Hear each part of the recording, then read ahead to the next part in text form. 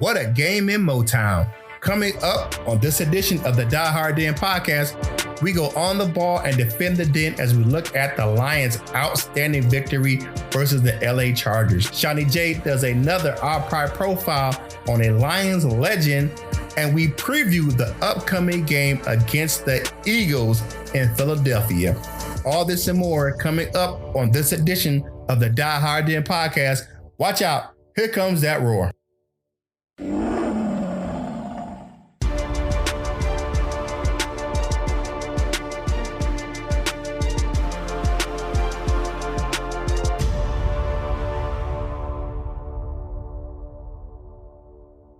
What up, though? This is Kurt Steele, and welcome to the Die Hard Den podcast. And as always, I'm with my man, Seany J. What up, what up? We got a lot to talk about today, Curtis. Yeah, it's a busy show today. But first thing first, we forgot to do this last week, and I'll be remiss if we didn't do it this week. The Lions family and the sports community in Detroit lost a key member of the broadcasting community. Fred McLeod passed away recently. It was sudden. I've been away from Michigan for quite a while. For my first really interaction with Fred McLeod was during this season's preseason when he came back from Cleveland to do the Lions preseason because Dan Miller was doing baseball. So very, very sad to lose that key piece of the broadcasting community from Detroit and Cleveland. What you got, my man? Yeah, I'm sorry I got to correct you a little bit on because Matt Shepard was calling Tigers baseball. Not, yes, right. Yeah, you're right. Long-time Detroiter. Like I said, he was the number one sports anchor at Channel 2's News for 22 years, from 1984 to 2006. He also, like you mentioned, all those years he called Lions preseason games, and he was also helped our man George Blaha with the Pistons. He did the television side of things for the Pistons for many years, while Blaha went to the radio side. Remember back in the day, Blaha was doing both radio and TV, but they kind of split his duties up. And like you said, he was in Cleveland the last 13 years. Calling the Cavaliers games. He saw a few championships. He was here for the 84 Tigers. He saw the bad boy Pistons 89-90 as well as the going to work Pistons, and he saw the Cleveland LeBron bringing Cleveland the first title in 52 years in 2016. So Fred, he died at the tender young age of 67. Like I said, just came back to do our preseason games this preseason tonight, 2019. Chris Spillman commented on how good he still looked. He did look good, look healthy, but you never know, man. You never know. You just can't tell by one's appearance what's going on with their insides, the body and inside, But I wish our family well. He was a great guy. I never met him. I always enjoyed his sportscast, his telecast and sportscast with the Lions and Pistons and Channel 2 News. All right.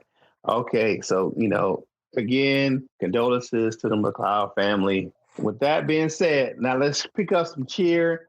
And now it's time to tell me something good. Now, this week, I'm going to go first, my man, because I know you got a big announcement on your side. But today, Rashawn Melvin was at the Boys and Girls Club in Detroit. He spent some time today mentoring some young kids, playing some video games with them, talking about their future. And just spending some time, precious time with our youth is definitely something to mention about something good in the community. So Rashawn Melvin, new guy in town, reaching out, helping out those kids at the Boys and Girls Club in Detroit. Now, with my man, Seany J, tell me something good.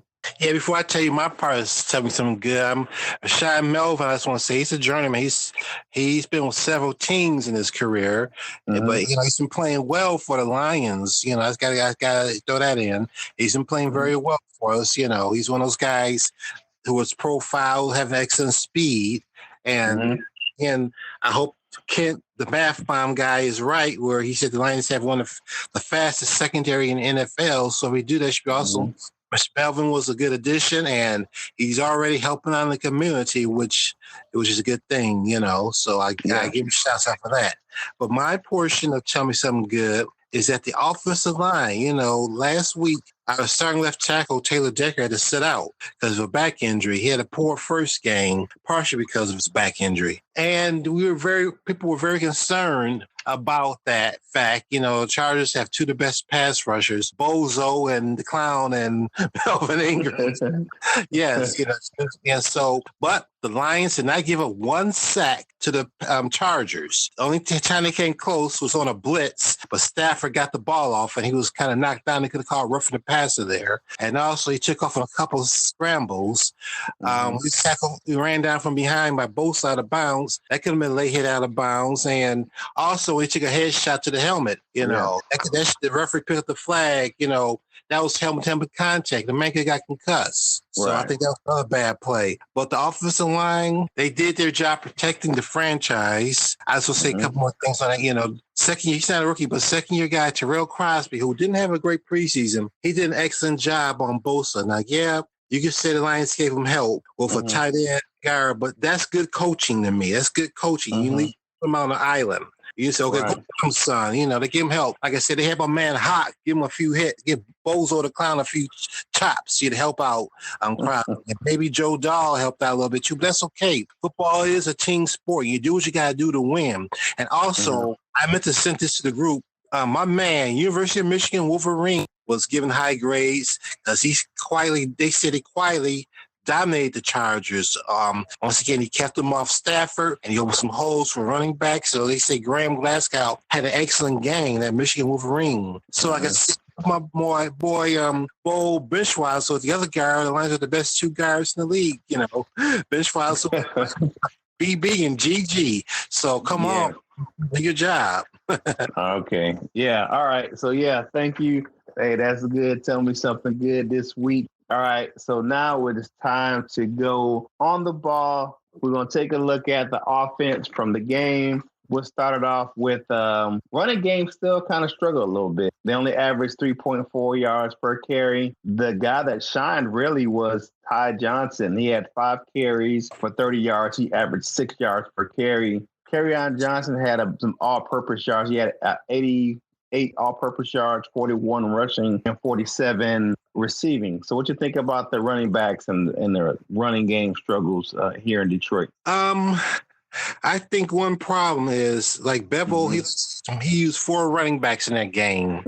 It's kind of hard to get in the groove when you keep putting guys in and out. I mean, you need a backup, but you need one bell cow running back to make it work. Because you heard the old adage, a running back gets stronger late in the game, more carries he gets. So it makes out so. And that's true. If you know, look at NFL history, running backs and the offensive line tend to get stronger when the more carries guy gets, you know. And so if you're shuffling guys in and out, it's hard for anyone to get into a groove. If it works, it works. But sometimes it doesn't work. You'll get criticized for it. But I do look at Ty Johnson. He has great speed, and he has he's not the biggest guy, but he's good speed and vision. On that nice long run, he shows how he found a hole and he maneuvered around. He set up his offensive lineman for blocks. Did you notice that? Kind of weaved. I saw that. He had some good balance and was able to make some good runs. That was one thing that Lions backs in the past were lacking vision. Like guys like Jordan Bell and some other guys, they have no vision. There may be a hole, a gaping hole, but they miss it. But I like his vision, like his speed. He's one of the reasons why the Lions got rid of Theo Riddick, and possibly another reason why they got rid of C.J. Anderson today. But we'll talk about him more later on. We'll talk about him a little later. Okay, passing the ball. Stafford, 22 of 30, 73% passer percentage, completion percentage, 245. He had 8.2 yards per attempt, which is pretty good for Stafford. He usually averages around 6 yards per attempt last couple of years. 2 touchdowns, 2 interceptions. I would say the only thing really, as far as those 2 interceptions, he kind of got greedy. Yes. Trying to stick the ball into, but I like the aggressiveness. I do. Offense, I'll take that right now. I don't think that's going to be a trend because you look at the end of the game where he really came through and threw that winning touchdown to Galladay. I just think that, things going to happen. Just like we'll talk about a little bit later when we go on defense, but when the quarterback from the Chargers, Phillip Rivers got a little bit greedy himself and tried to test Slay one too many times, but we'll get to that on the defense. So it happens. Quarterbacks get a little too, what do you call that? Their egos get a little too strong for them sometimes, and they make some throws they shouldn't. It didn't cost the Lions the game, and he came through and won with another fourth quarter comeback, 28th of his career since he's been in the league, which is tied for most with the other Matt Ryan out of Atlanta. The Falcons. Yeah. So what do you think about your boy Stafford? I really like Stafford. Like I said, we'll get to more of this in our 2-point conversion about the quarterbacks going down the league, longtime veterans. I made a post about it in our group. But anyway, the interceptions weren't, well, you never like to turn the ball over, but I do like the aggressiveness that they played. They didn't play Patriot ball. They played old school Oakland Raider ball. I threw the ball, and I thought they were good passes. The receivers there, those were 50-50 balls. Now, if we had a Calvin Johnson or Herman Morrisdale, I feel good about them grabbing it. Now, on that second interception, when he was trying to get it to Marvelous Marvin, I thought Marvin should have played the ball, but he should have gave it a better attempt. Same thing with the Kenny Galladay in the end zone. That's what Matthews used to. He used to throwing the ball up to Calvin and taking his chances with Calvin coming down with it, which he did more often than not. So these are good. Our receivers are good, but they know Calvin or Herman Moore yet. They're not. I mean, that's be the best going up between two defenders and coming down with it. So I do love the aggressiveness. It didn't bother me terribly. I never like turning the ball over, but they were aggressive. That's one thing fans complain about the Lions not taking chances of being aggressive, throwing the ball deep. I like it, but the receivers, their job too. They gotta, when he's showing faith in you, so go up and get it. Right. Talking about that go up and get it. Kenny Galladay had a great day. 8 receptions, 117 yards, a touchdown. He had the highest PFF score on the offense at 89.4. Really coming into his own. I really like my man KG. He's doing his thing. Yes, I like Kenny G too. He's I call him a poor man's Calvin or poor man's Herman Moore. But on that interception thrown in the end zone by Stafford, can you give Kenny G a little blame for that too? Because he wasn't aggressive. He didn't go get the ball. Kind of misplayed it. He didn't go after it like a Calvin or a Herman would. Yeah, he's still kind of coming into his own. He can make good plays. Like the catch he had on the sideline was excellent. To use his body control and get both feet in. Even with the touchdown in the end zone where he at the end of the game where he had the guy draped all over him. He's still coming into his own. And you got to look at Calvin was a little bit bigger, a little taller. His catch radius was a little bit higher than Kenny Galladay's. But Kenny Galladay's making some spectacular catches in a short career already. So I'd give him a little leeway on that one. I would say 60% on Matthew Stafford, 40% on KG on that interception in the end zone. And one more thing before we move on. I know you're a big Twitter guy. Right. You follow Kenny G on Twitter? Yes, I do. Do me a favor. Send him a message you can saying when he catches the touchdown, hold on to the ball too. It's official because he has a habit of getting up and tossing it away. I don't want to see the Calvin Johnson rule come in effect saying he didn't finish the process because he's just done that a couple of times. He catches the ball, touched in the end zone, but he gets it right away and throw it away. So that kind of bugs me. That's a habit I want to see him break. So have you noticed that habit? Yeah, he really looks to the referee. I understand what you're saying. You would like to see him complete the catch and then to make sure that the referee doesn't have a reason to say he did not catch the ball completely. Calvin Johnson moment, yeah. Yeah, I get what you're saying. For offensive line, Jesse James from Pittsburgh. Jesse James from Pittsburgh, yeah. Well, he was in Pittsburgh, yeah. Offensive line again played outstanding, and I saw a play by Tyrell Crosby, which I really liked, where he passed off Bosa down the line and picked up a looping guy coming around the end. It wasn't a play that you really kind of sat and focused on, but it was really good where he just kind of pushed Bosa down the line and picked up, I think it was Melvin Ingram, who was kind of looping around on a stunt where he kept Matthew Stafford clean. Tyrell Crosby, I know you talked about him in the opening, but outstanding job, young man. If he can play that way as a swing tackle, filling in, or depends on how long Decker's out, he may start a tackle controversy in Detroit. I posted. I saw that. He may start the tackle controversy where people are looking for him, especially if Decker comes back and he doesn't play well. It's going to start a tackle controversy. Kind of round out the offense this week. The Lions made some corresponding corresponding really moves today. They released quarterback Josh Johnson, which I don't think he's going to be out very long as you look at the quarterbacks. So we'll talk about that later. And they signed quarterback Jeff Driscoll in a corresponding move, which he has some good mobility. I'm not sure he's as good he has to have good movement as Josh Johnson does. But he is a mobile type of guy who likes to do a lot of bootlegs, and he's good and mobile. He got put on the IR, a release for the IR settlement earlier in the preseason. So, he must be healed now. And from what Matt Patricia said, we like Johnson, but we had a chance to take a look at someone else. So they brought in Jeff Driscoll. Now, here's the big surprising news of the day for me, really. CJ Anderson was released from the team today, and they made a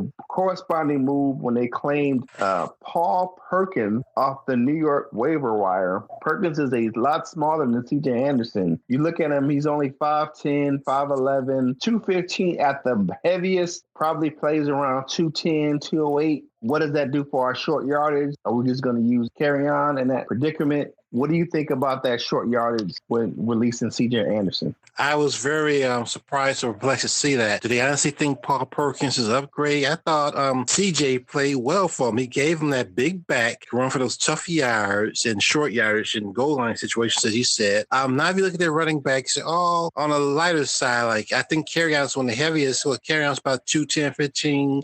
Ty, he's just over 200. Like you said, Perkins is about 213, and the other guy they got from waivers from Seattle.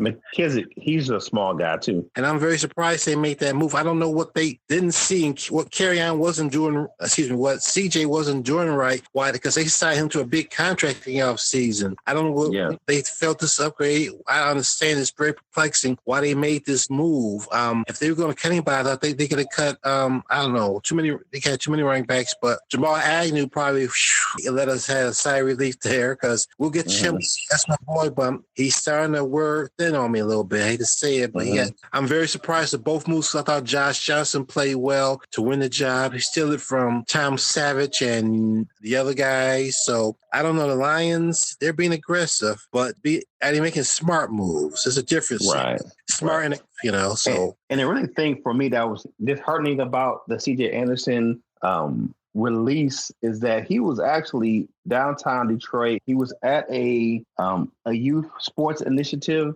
program. He was on stage. He came off the stage. They were supposed to do a video segment. He didn't do the video segment. He got a phone call as soon as he got off stage, and he got the news while he was out in the community doing work for youth sports initiative. I mean, NFL is a cruel sport.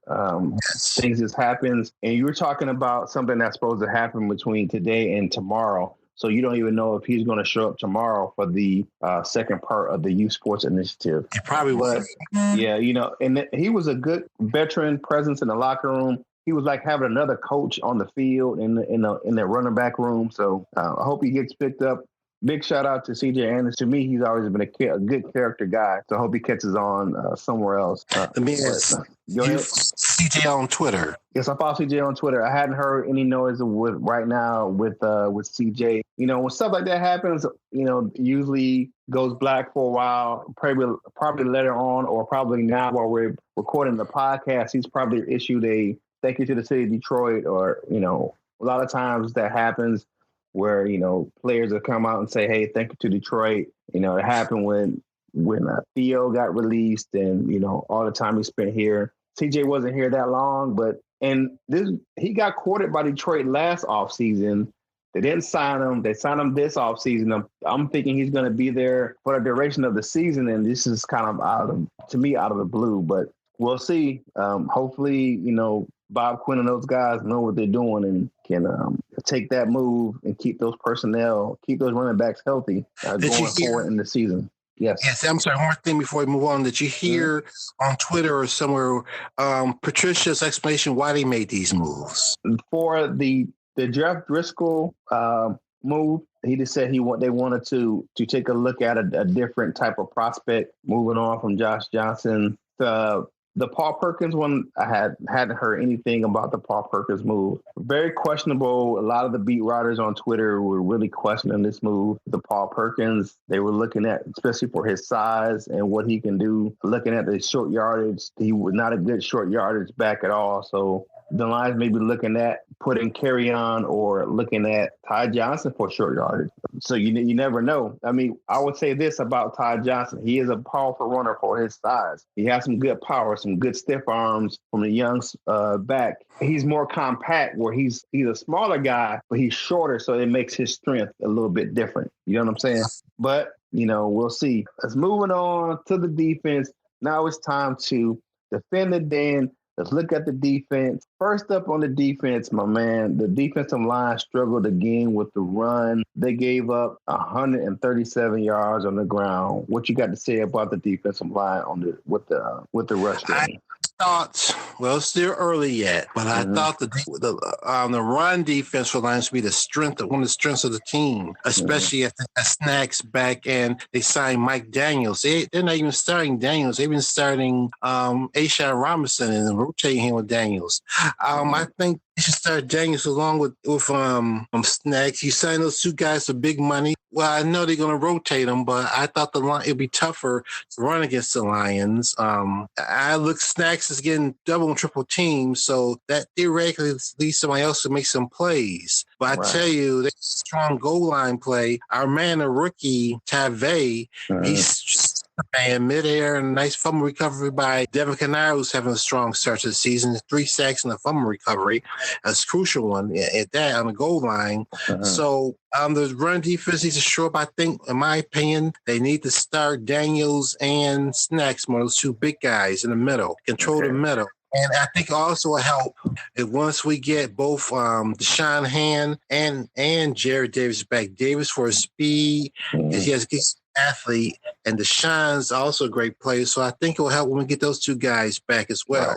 They'll help the defense overall. That's my opinion. Right. To me, I really think that coming into the season, they didn't have a lot of time. You had the Snacks with the holdout, and then you had Daniels coming in, and he was still coming off an injury, and so was Trey Flowers. I think it's just a growing process where they kind of have to get to know each other. And once they can kind of figure it out, I think the run defense, because there's an article out saying, hey, the big money where you spent most of the money on the defensive side of the ball is not really working out. You spent the money on Daniels and with the contract extension for Snacks, and then the big money would be paid for Trey Flowers. So they saying, well, they are producing. Second game of the season, they kind of give them some slack just because of the fact they didn't play together a lot in the preseason. These guys were, coming off injuries. They'll start to gel together here shortly. Speaking of Ashawn Robinson had the highest PFF score for the defensive line. The defense, actually on the defense period, he had a 74.5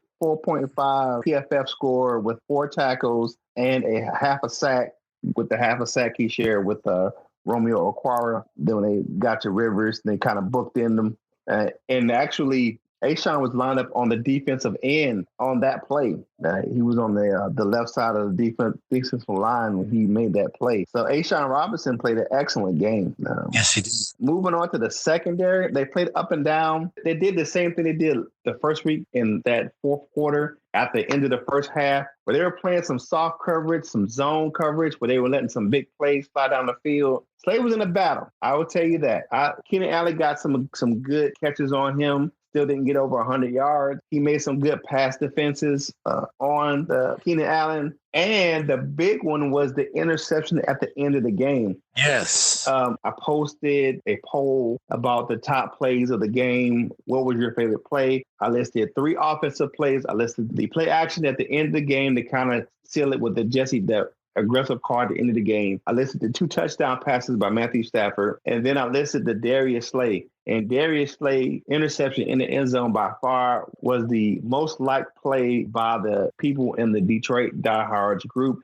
So shout out to you guys if you participated in the poll. Thank you so much. But Slay, he battled, and when it was time to step up, he had the big interception at the end of the game. Yes, big play. Slay saved the day. Yeah, Slay had said he had enough of them guys trying to pick on him all day. Now, here's a big thing that I like. Tavay is up for Rookie of the Week on NFL.com. So go out there and vote for Tavay. We had another rookie up last week for Rookie of the Week. He didn't get it. We got to get out there and support our guys. So if you go out there on NFL.com, vote for your boy. Tavay stepped up. He had 9 tackles and a forced fumble in the game. Tavay, well, we didn't even know who he was during the draft. Who was this guy? They had no film on him at the NFL draft. They kind of cut away to the next team. We laughed about that during our show, during the draft coverage. But Tavay is stepping up and playing hard in the absence of Jared Davis. It's going to make the defense that much more tough to deal with when Davis comes back, because you're going to have a guy who eats up space. He's going to allow Davis to fly around back there in that back part of that front seven. Yes, I really like Tavay. He's playing the way I was hoping he would. He's making a lot of people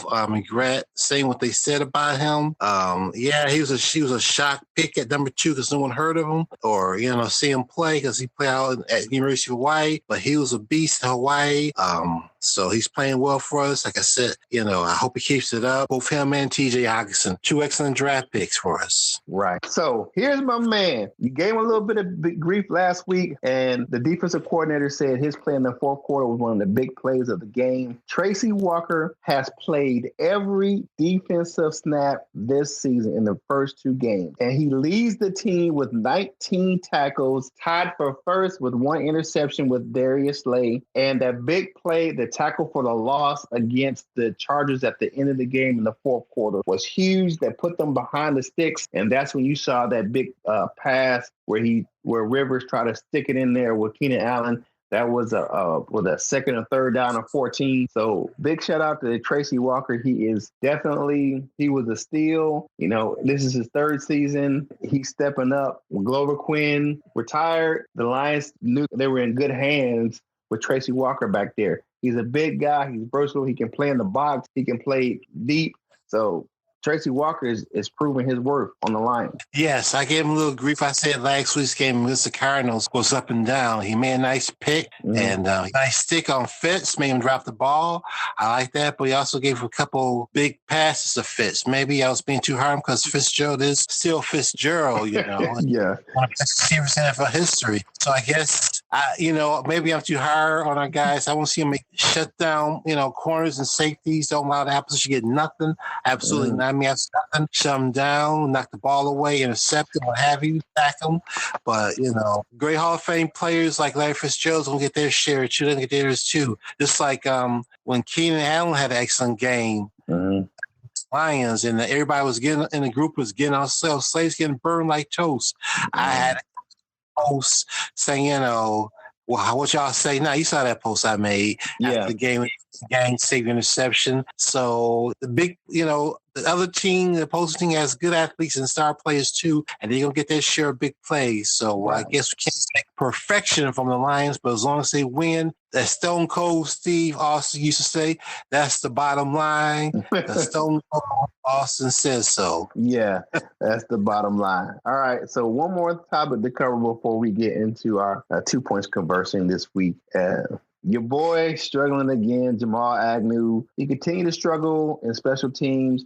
Had another fumble. He was saved the day because of offsetting penalties. Matt Patricia went straight. Danny Amendola came out for punts. McKissick came out for kick returns. Patricia said he still believes in him. That's what you really to say to put out there. But Agnew, maybe he was a flash in the pan his rookie season. To me, it's not working out right now. Well, Agnew's talented. Maybe he, Patricia likes him. I like him. He has great speed. He showed great ability his rookie season 2 years ago, and he had a touchdown return against the 49ers called back on a bogus play. He was robbed, but he has talent. They don't want to let him go because he's still young and talented. They let Tibor go, another young guy, because he wasn't getting a job done. I think they gave him one more chance. I think what's going to happen is Mr. Agnew may be inactive for a few games. Work hard in practice, work at his trade, returning punts, and work on his cover skills. The defensive backs coach need to work with him more. Guys stay late after practice. getting extra practice, working on their trade, maybe work out backup quarterback and receivers like Travis Fulham or something on his coverage, skills. Fulham's a big guy. I'm glad they kept him. Those two guys work out, they'll make each other better. And with the new quarterbacks, with David Blau, a rookie or something, work on their passing game. That's a lot of. Remember Michael Irvin after practice? He would take the use of the Cowboys backup. He didn't ask Troy, but he asked the Cowboys backup to throw him some extra passes. He didn't quit until he caught 100 passes in a row. If he dropped one at 99, he's going to start over from. So that's how he became one of the best receivers in NFL history. He was a hard worker. So that's what Agnew's got to do. Maybe take a backseat for a minute. He's part of the team, but leave him on the inactive list for a couple of weeks till he gets his act together in practice. So he'll get get out there on the jug machine, catch some punts all day. Get one of those assistant coaches or somebody that because I don't want him using Sam Martin. Catch punts, but get a jugs machine out there, and because they have one for punt return, so they can just use one of those. So, all right, moving on to 2 points conversing this week. Now, there has been a rash of injuries to actually a lot of marquee quarterbacks in the NFL. You look at you're talking about Super Bowl winning quarterback, Nick Foles, and you had Ben Roethlisberger go down with the tendonitis, and then you have Drew Brees with the hand injury, who's going to have thumb surgery to repair some ligaments. To me, looking at that, I'm glad we have our Iron Man back there, number 9, number 9 in your program, number 1 in your heart, Matthew Stafford. He is doing his thing. He's staying healthy for the first part of this season, but people don't give him enough credit for how he plays injured. He's a tough guy. So, I think we're blessed to have him, myself, in Detroit. You saw the post I put in the group today, didn't you? I said it's in the road for guys like Roethlisberger and Breeze and Eli Manning, who's bench, favorite pick Daniel Jones. And do you appreciate Stafford now? Because he's our Brett Favre now. He's hurt. He stayed in there. He took some hits in the Chargers game, and that's why I say I want offensive line to protect them. I guess you can't play football and not expect to get hit, but I want to limit those hits. And he's as toughest quarterback in every history there is. And Lions fans, all those fans say, let's get rid of Stafford. He's a bum. We'll never win against him. Well, I disagree with that. Stafford is one of the best quarterbacks in the NFL today. He doesn't get the credit he deserves. That's the thing. Lions fans always put it all on the quarterback. It's all the quarterback fault. If we lose a game, the quarterback can do it for 300 yards and 3 TDs, but if we lose, it's the quarterback's fault. I like Stafford. I still like Stafford. I'm a Stafford guy. I'm sticking with my quarterback, as Terrell Owens said when he was in Dallas. That's my quarterback, man. Terrell Owens, and I'm going to stick with Stafford because he is tough. You see Andrew Luck retire early because of injury. So Lions fans don't really appreciate what they have in Stafford. And you remember a graphic? I remember a graphic years ago when the Lions were playing the Packers on Sunday Night Football when, in the last 25 years the Packers only had 2 starting quarterbacks for the last almost 30 years, between Brett Rodgers, and they showed the Lions in the same time span had at least 10 or more starting quarterbacks over the years. So franchise stability, Stafford is our rock, and people can line getting a quality quarterback. They don't know a quality quarterback can hit him in the face.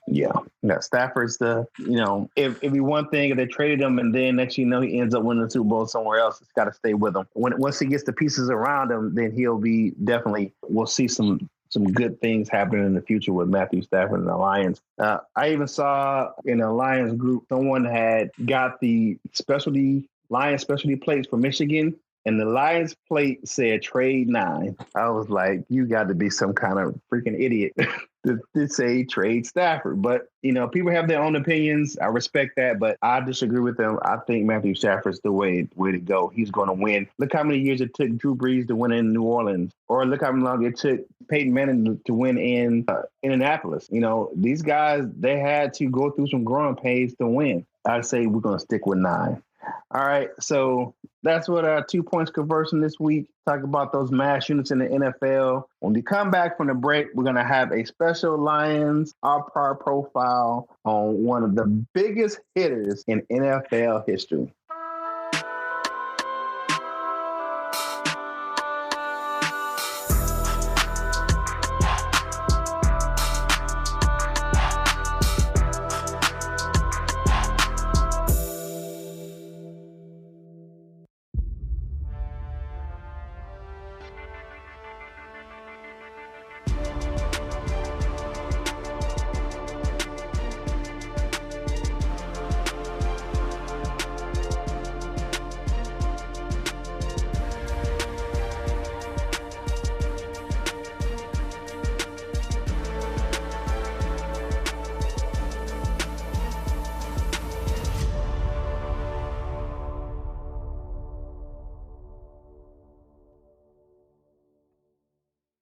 All right, we're back from the break. And my man, Seany J, who do you have for this week's Our Pride Profile? Today, Curtis, my Lions Pride Profile, I'll be talking about the great Lion Hall of Famer from the early 1960s, Mr. Dick Night Train Lane. Now, Dick Lane, Night Train, almost didn't happen in the NFL or for the Lions because when he was born, he was immediately in 1920 in Texas. He was immediately put into a trash bin by his biological mother. I guess she was poor and couldn't afford him. However, he was rescued by another family. He was raised. He had a proper upbringing. Night Train Lane, he played 1 year of college ball at the junior college at that as a wide receiver. He exhibited some speed and great passing ability in that 1 year junior college. After the war, in that 1 year junior college, he joined the U.S. military for 4 years. And when he came back to the States after the military, he asked and received a tryout for the L.A. Rams in 1952. He made the Rams. At first, they wanted to make him a receiver, thus the number 81, but they decided to move him to the defense back. We used his size and speed and hitting ability in the defense. And that rookie season, what a rookie season it was. 1952, in a 12-game season, Night Train Lane intercepted as a record 14 passes. And 14 passes in 12 games. That's a record that stands to this day. A record that may never be broken. Just like Emmitt Smith's rushing record may never be broken. Or Kareem Abdul-Jabbar's scoring record may never be broken. Or Cy Young's wins in baseball never be broken. That's another record by Night Train Lane as rookie that may never be broken. He spent the 52 and 53 season with the Los Angeles Rams. He spent 1954 and 1959 seasons with the old Chicago Cardinals. He left just before they moved to St. Louis. And 1960, he was traded to Detroit Lions. He was somewhat in the twilight of his career, but he was still effective. He could still hit. He's had great speed. He was Jerry Glanville. I saw a video that Jerry Glanville made presenting him as one of the best players in NFL history. It's on YouTube. Check it out. You may have seen it, Curtis, where Glanville said, no brown necktie. They always look for necktie because he's one of the hardest, most dangerous hitters in the NFL at the time. He'll try to take your head off. He had a specialty tackle called the Night Train necktie, where basically line the guy or grab the neck and choke him to death. Now the NFL several rules changes because of Night Train Lane and his tackling. They got rid of the clothesline tackle and you couldn't grab a guy by the neck and tackle him because Night Train, he tried to kill it. I mean, you think guys like Jack Tatum and some others were rough. I mean, Night Train was the Jack Tatum of his day. He tried to kill it. And also Night Train had a habit of tackling a guy with a face mask. He was the reason why they outlawed the face mask tackling. That's dangerous too. So Night Train, a lot of NFL rule changes you see in the game today trying to make it safer because nobody was safe with Night Train around. Right. He played for the Lions from 1960 to 1965, making the Pro Bowl 3 times. His last 2 seasons were marred by injury. He only played 7 games in each of 64 and 65 seasons because of a knee injury. He didn't receive a single interception his final season before he finally retired after 65.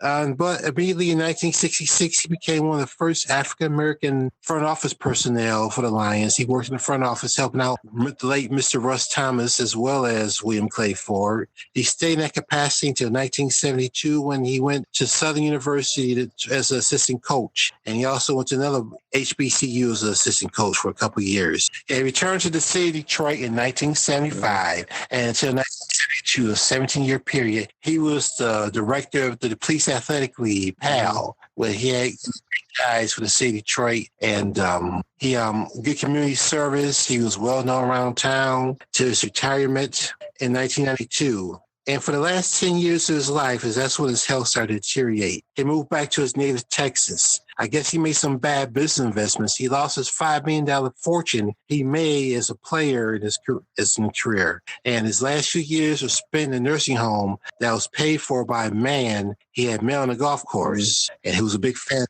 training back in the day, where he would die in the year 2002, at the 10-year age of 74 years old. Night Train Lane, one of the best players in NFL history. The Lions had three of the best defensive backs play for them. Night Train, Dick LeBeau, and Lem Barney, of course. So I'd be remiss if I didn't mention him as one of the greatest Lions in NFL history during the profile. All right, nice. Dick Night Train Lane, one of the best defensive backs in the NFL history. Now we're gonna switch gears, and now we're gonna go to Now You Know.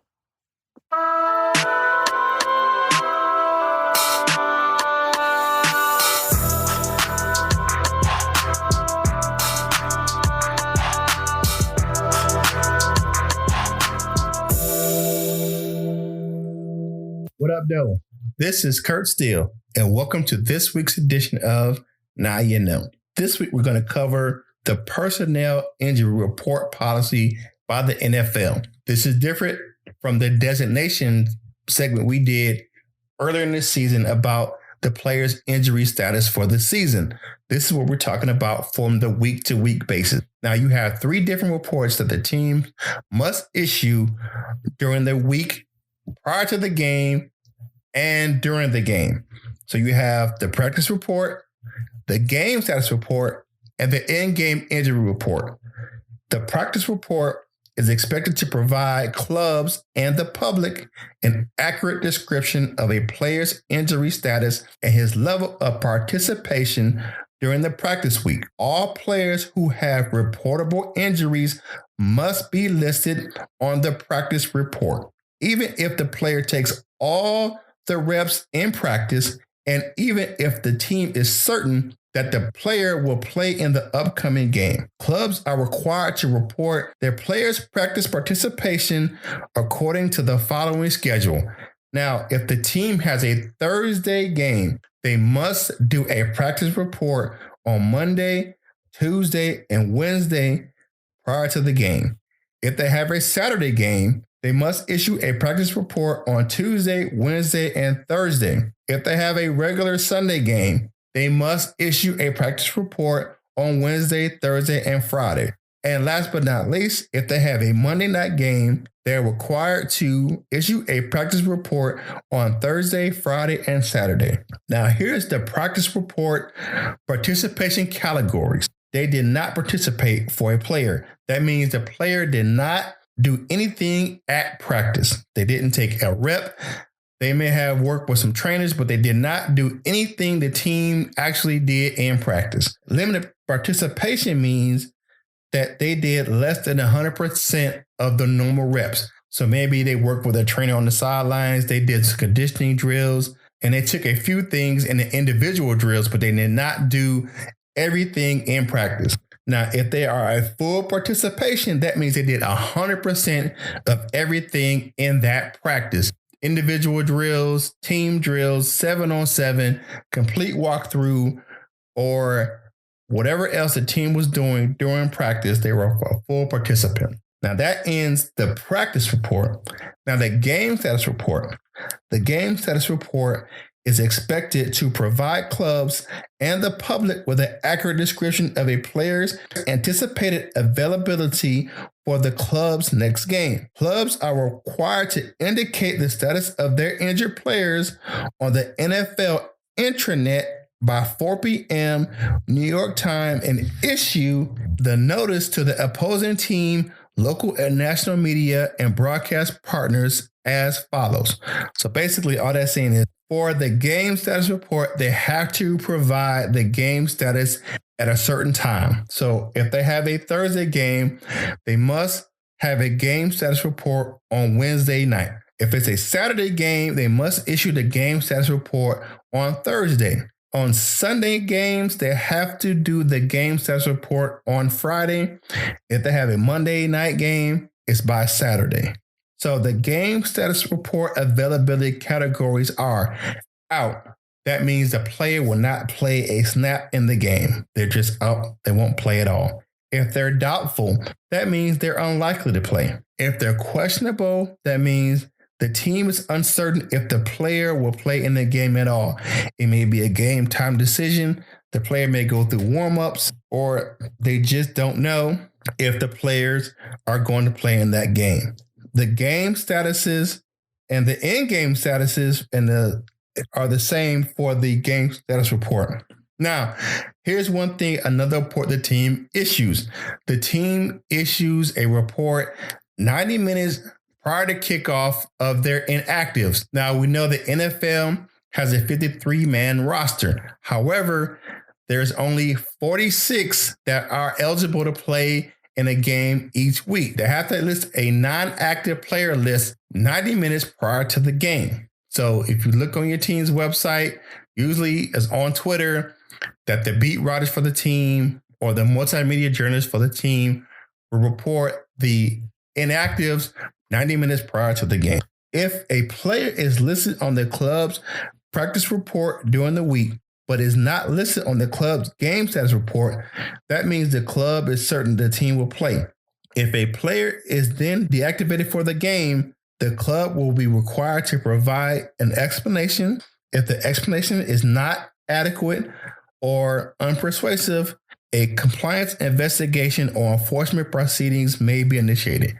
Let's break that down. So basically, if the team doesn't have a player on their practice report or he has one on the practice report and they say, oh, hey, he's not listed in the game status report, that means he's good to go.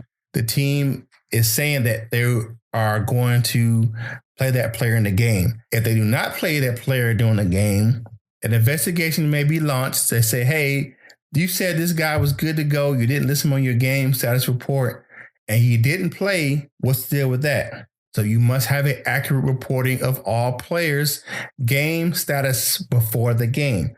In 2018, the Raiders were fined $20,000 for false reporting a player's injury status. They listed the player as questionable for a road game.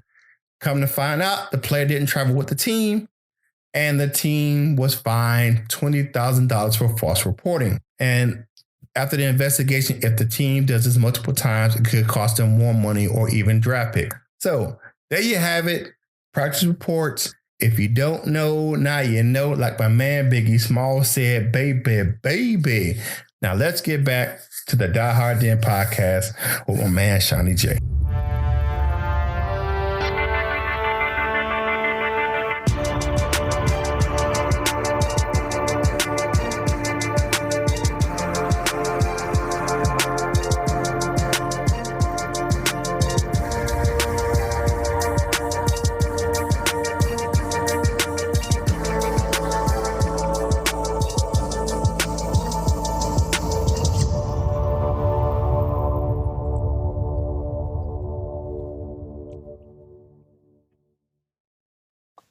All right, my man, we're back from Now You Know. Now it's time to get into our game predictions for the Lions' upcoming game against the Philadelphia Eagles. Just a side note before we get into our predictions, let's go ahead and talk about what we expect. The Lions coming in fairly healthy. Deshaun Hand probably still going to be out, but you're looking at Jared Davis. That 4 to 6 week time frame is kind of coming up where he did some stuff in practice last week. I think this may be the game he comes back. If the Eagles are banged up, you have some receivers out.